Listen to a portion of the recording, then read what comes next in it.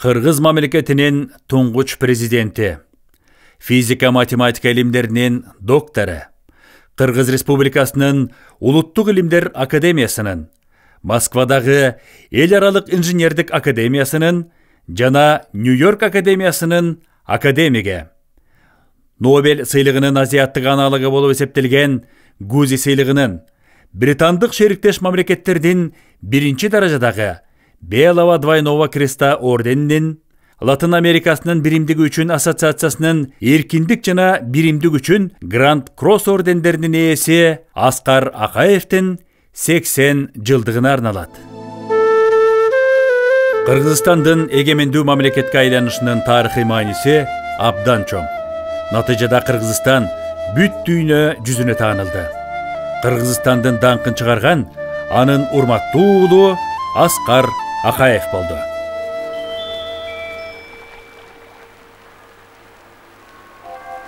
Аскар Акаев 1944 жылы Кемин районундагы Кызыл Байрак айылында колхозчунун үй бүлөсүндө туулган. 1961 жылы Фрунзе марш заводунда темир уста. 1968 жылы Ленинградтагы так механика жана оптика институтун бүтүргөндөн кийин ушул институтта аспирант болгон. Илимден кандидаттыгын жана докторлугун жактаган. Ага илимий кызматчы, ага окутуучу болуп иштеген.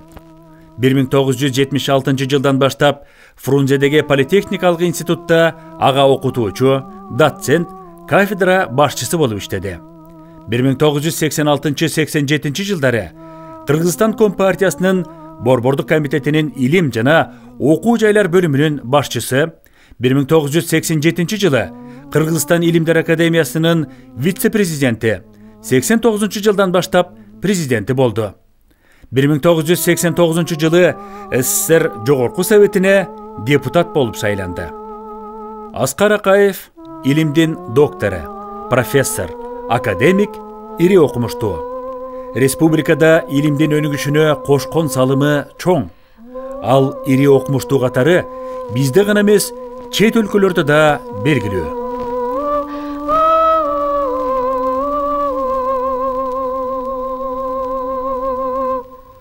Аскар Акаев жөнүндө мен айтсам түгөнгүс. Менин түшүнүгүм боюнча, менин баам боюнча, республика мириде разный умный люди туулат. Кыргызстанга Кудай Таалам берген ошондой умный киши Аскар Акаев. Аскар Акаевдин президенттик кадамы Кыргыз СССР Жогорку Советтин сессиясында башталган. Ал алгачкы сессияда чыгып сүйлөгөн сөзүндө 5 терс кесепетти айтты.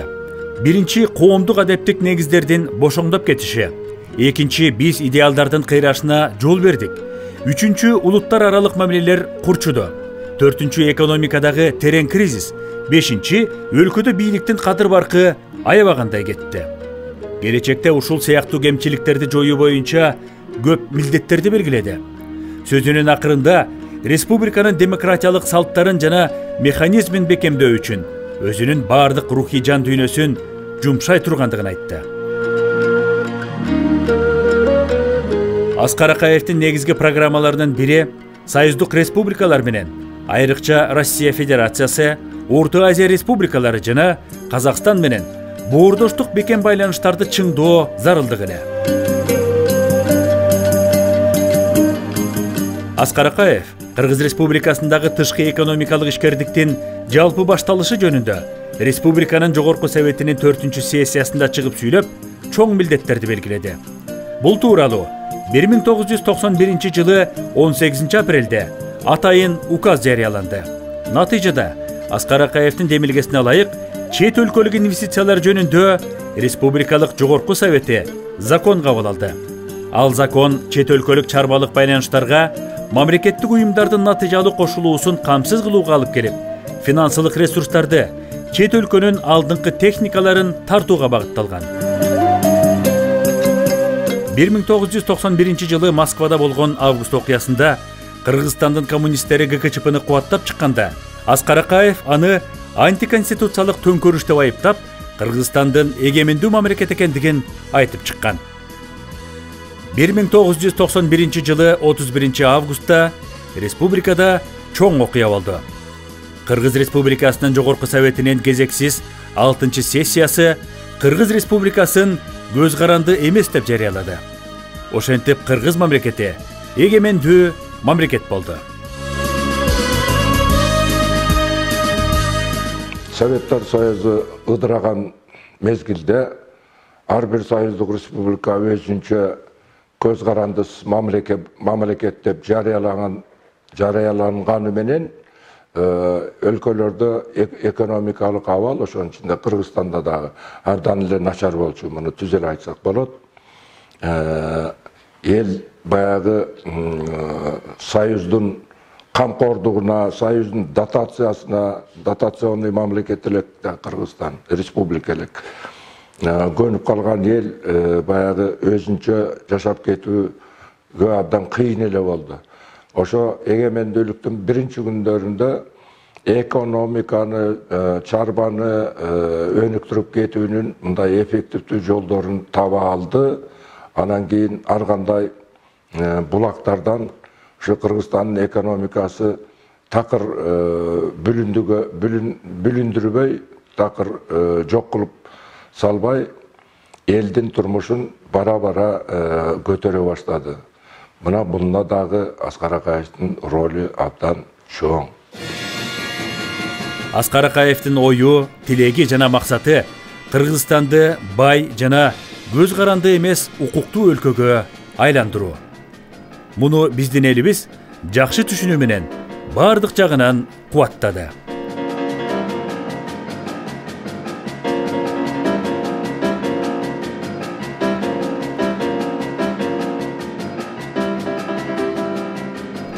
Өткөн мезгилдин ичинде республикада чоң өзгөрүштөр болду.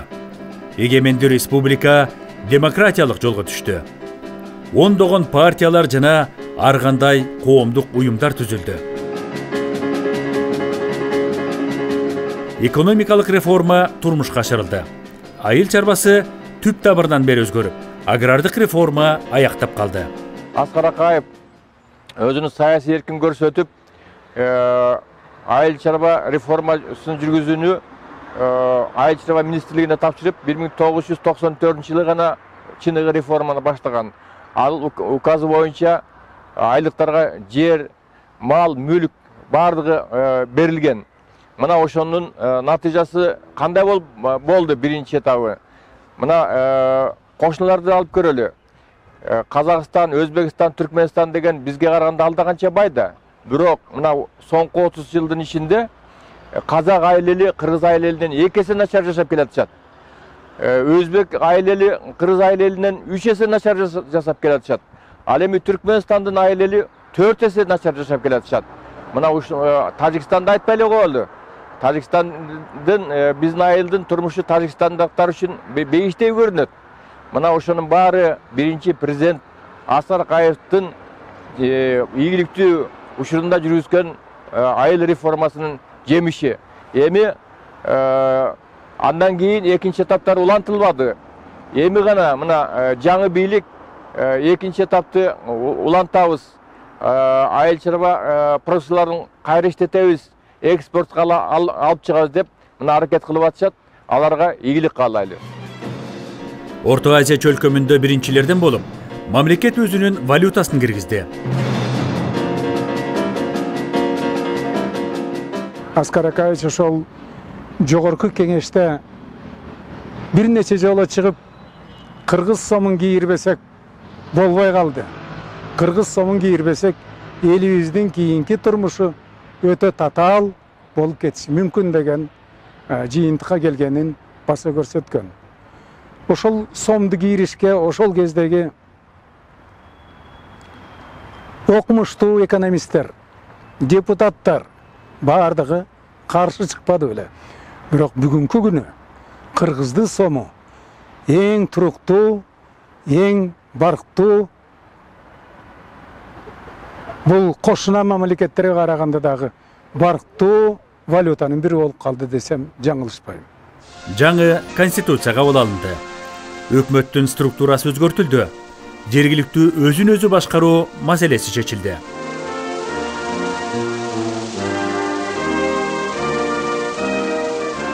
Кыргызстан өзүнүн гимнине, туусуна жана гербине ээ болду. Ушуларды жана башка көптөгөн нерселерди турмушка ашырууда президент Аскар Акаевдин ролу абдан чоң. 21-кылымдын кадрлары боюнча билим программасы кабыл алынды. Айыл чарба жана медицина институттарынын базасында республикада агрардык жана медицина академиялары түзүлдү. Эл чарбачылыгынын бардык тармактары үчүн кадрларды даярдоо боюнча көп сандаган мамлекеттик жана менчик окуу жайлары уюштурулду.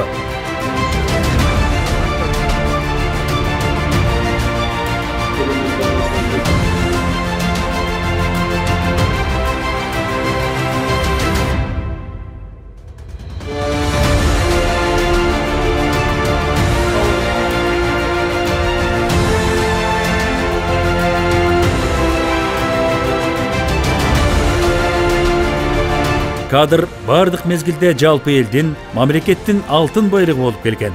Президент Аскар Акаев ар дайым кадр маселесине бөтөнчө маани берип жүргөнү элибизде белгилүү.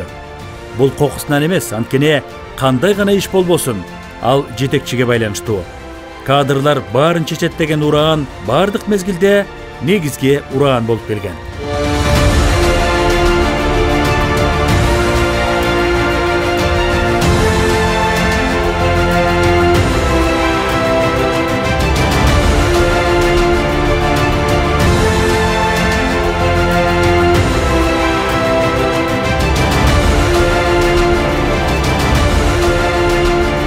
Алдыда турган орчундуу милдеттер жөнүндө Жогорку кеңештин 2 палатасында сүйлөгөн сөзүндө президент Аскар Акаев 5 милдетти белгиледи. Жер реформасын турмушка ашырып, тамак аш ишканаларын өнүктүрүү, өнөр жай ишканаларын модернизациялоо жана реконструкциялоо менен башкарууну жакшыртуу, майда ишканаларды, майда жана орто бизнести мындан ары өнүктүрүү, банк системасын реформалоо жана финансы базарын жандандыруу, чет элдик инвестицияны кеңири түрдө колдонуу. Бул милдеттерди ак ниеттүүлүк менен турмушка ашыруу үчүн жалпы киришүү керек. Бул үчүн элибизде тынчтык жана ынтымак болушу зарыл.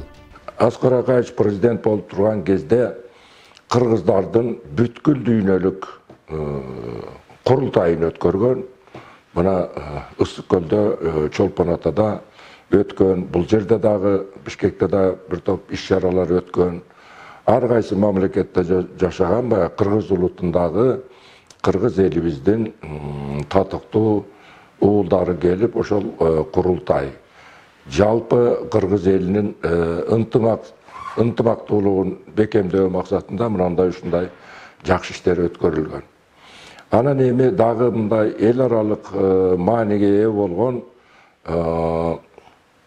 эл аралык тоолор жылын дагы Кыргызстанда өткөргөнбүз. Ага дагы көп мамлекеттер катышкан.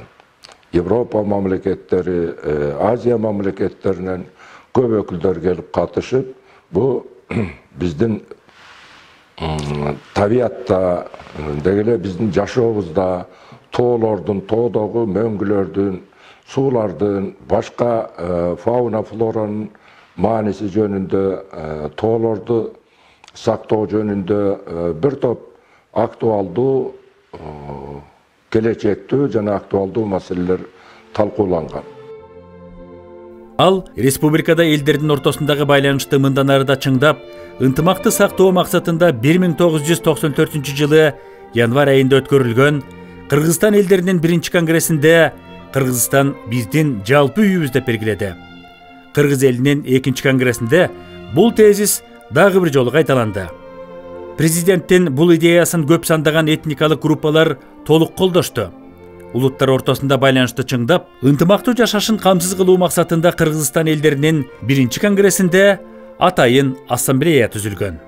Президент Аскар Акаевдин аракети менен республиканын эл аралык турмушунда да зор ийгиликтер болду.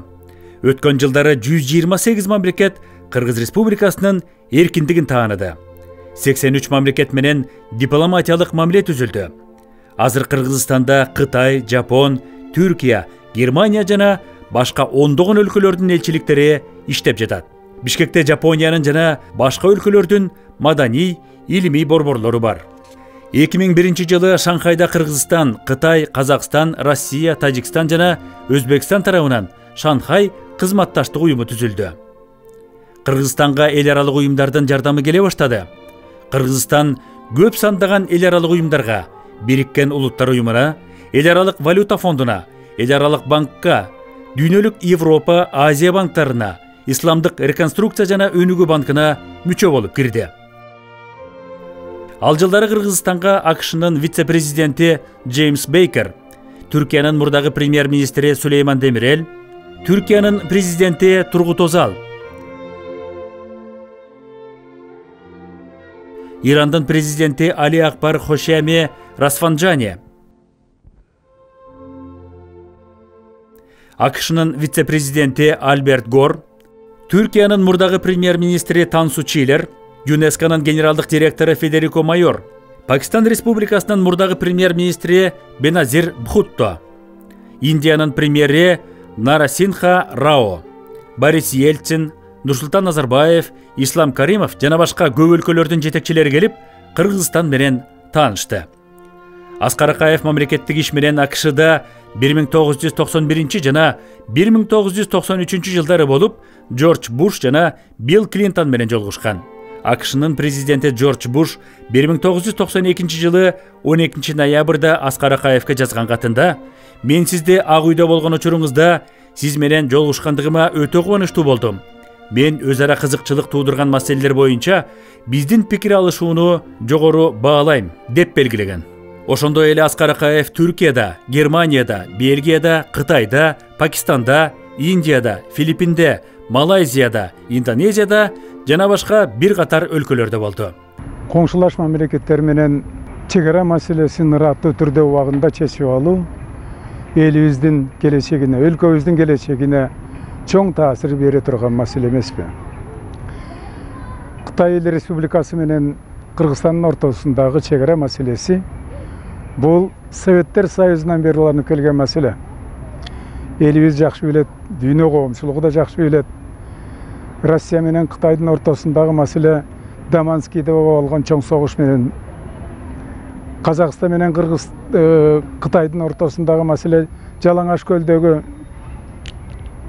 чоң согуш менен аяктабады. Ошол жерди бөлүштүрүп келгенде Россия менен Кытай Эл Республикасынын ортосундагы талаш жер 50% Кытайга, 50% Россияга кетти. Казакстан менен Кытай Эл Республикасынын ортосундагы талашуу маселе 40% Казакстанга калып, 60% Кытай тарапка кетти. Тажикстан менен Кытайдын ортосундагы жер талашуу маселеси 30% Тажикстанда калып, 70% Кытайга кетти. Ал эми биздеги маселе эң чоң туура чечим болгон убагында деп айтсам жаңылышпайм. Себеби ошол Кытай Республикасынын төрагасы Цзэн Цзимин менен премьер-министр Ли Пен менен Аскар Акаевдин мамилеси өтө жакшы эле. Ошонун негизинде бир нече жолу жолугуп сүйлөшүп атып, талаш жердин 70% Кыргызстанга өттү, 30% Кытайга кетти. Мына ошонун эле ошол эле убакта Кыргыз элинин хан тоо деген хан теңири тоосу Кыргызстанга кетти. Эң илчек мөңгүсү бүт бойдон Кыргызстанга кетти. Убагында Россиянын бир улуу, урматтуу дипломаты жазган эле. Кытай менен Кыргызстандын ортосундагы чек ара маселеси Аскар Акаевдин дипломатиялык улуу жеңиши деп жазып чыккан эле.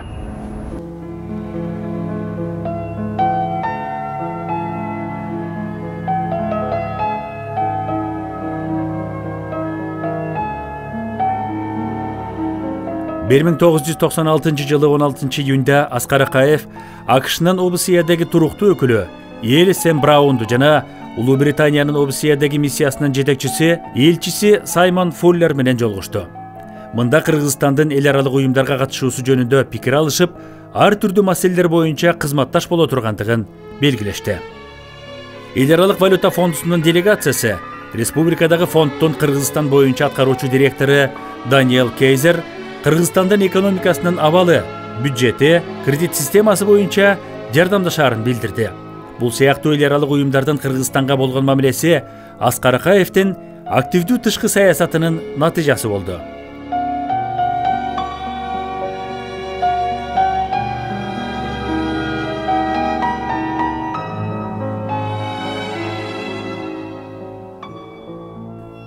Элдин көп жылдан берки талабын президент Аскар Акаев турмушка ашырып, 1992 жылы 26 июнда Манас дастанынын 1000 жылдыгына даярдык көрүү жана өткөрүү жөнүндөгү указына кол койду. Бириккен Улуттар уюму жана ЮНЕСКО 1995 жылды Манас жылы деп белгиледи.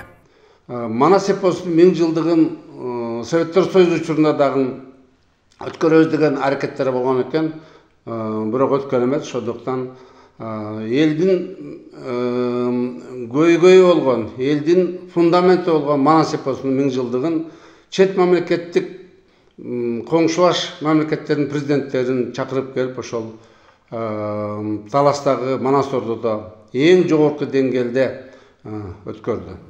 Манас эпосунун 1000 жылдык юбилейине 40тан ашык мамлекеттерден 700 өкүл, Бириккен Улуттар уюму, ЮНЕСКО, эл аралык валюта фонду, Дүйнөлүк банк, ЮСИЯ, ЮНИСЕФ сыяктуу 10дон ашык эл аралык уюмдардын өкүлдөрү келишти. Кыргыз Республикасынын туңгуч президенти Аскар Акаев 2000 жылды Оштун 3000 жылдыгын жалпы элдик майрамдоонун жылы деп 1996 жылы 25 мартта указ жарыялады.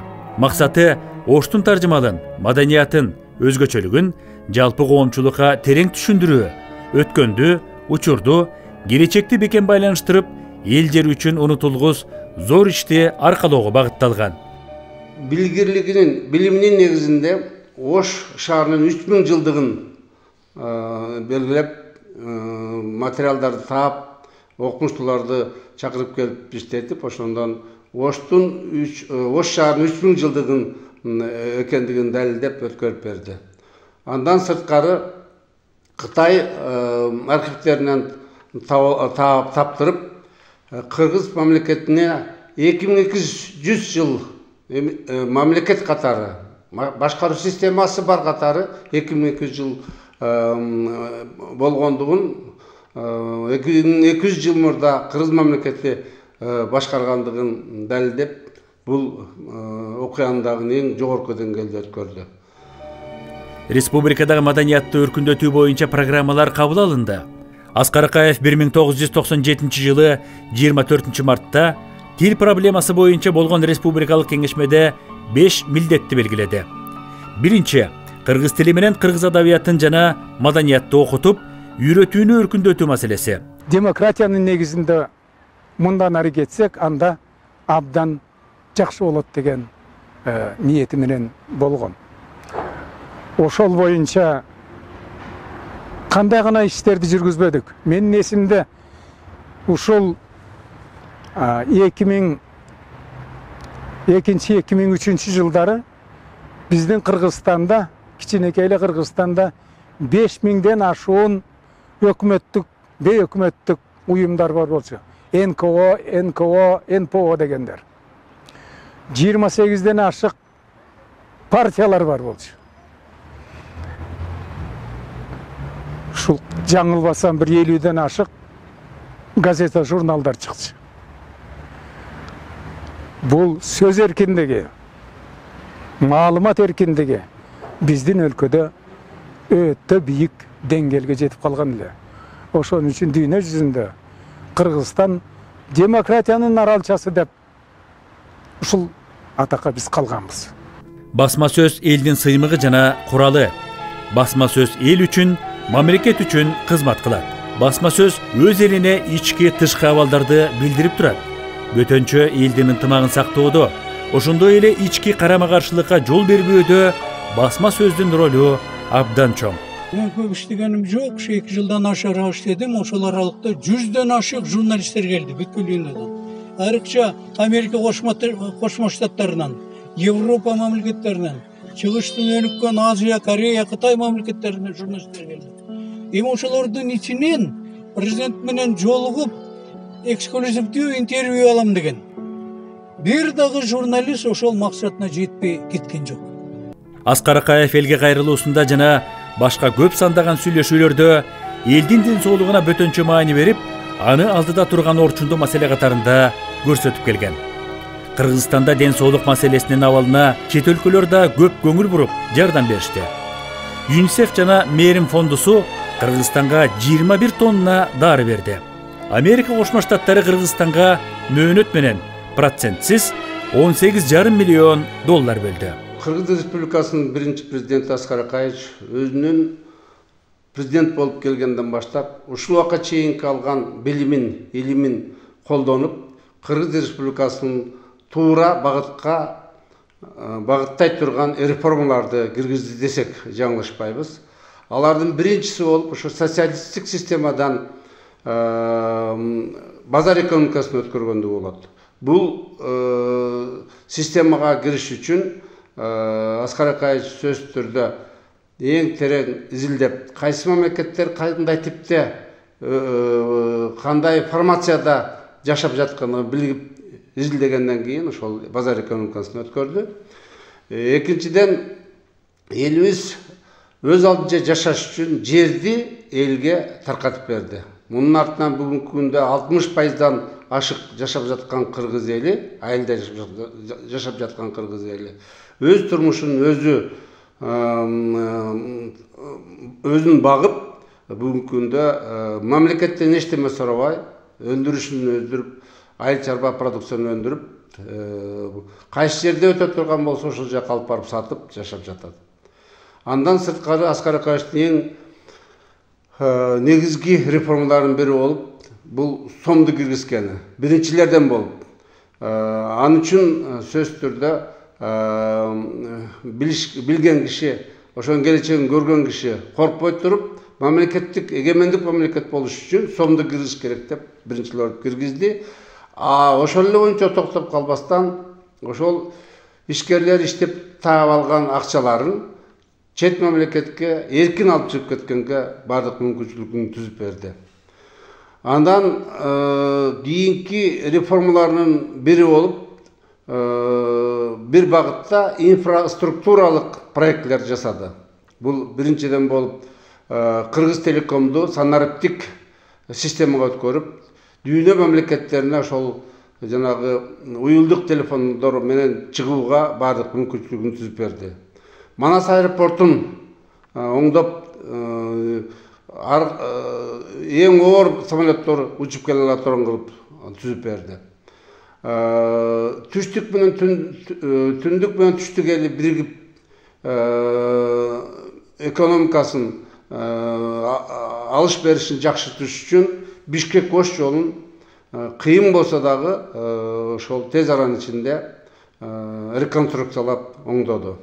Ошол эле учурда Бишкек Торгаарт, Ысык көл Айлампа жолу, Ош Баткен жолдорунун проектлерин көрсөтүп, ошого негиз түзгөн.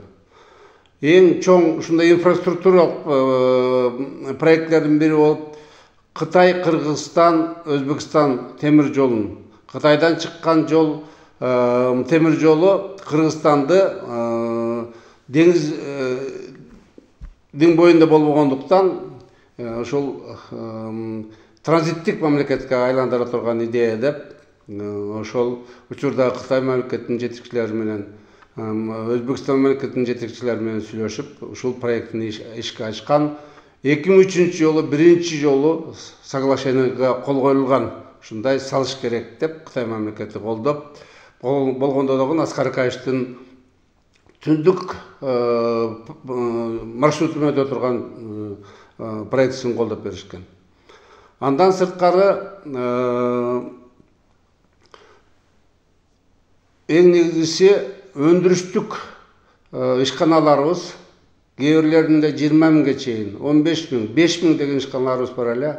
Элдин баары чыгарган продукциясы эч кимге керек болбой, элдин баары көчөдө калды. Мына ошондо ошол ишканаларды жеке менчикке өткөрүп, ошол жерде иштеп жаткандарга бөлүп берип деп ошол өндүрүш ишканаларын жеке менчикке өткөрдү. Бүгүнкү күндө дүйнөдө 4 эң жогорку деңгээлдеги экономисттер болсо, ошонун бирөөсү Аскар Акаевич экендигин орус окумуштуулары, чет мамлекеттик окумуштуулар айтып жатышат. Кааларыбыз ден соолук, көп жашап, элимин өркүндөтүп, дүйнө эл үчүн иштей берсин.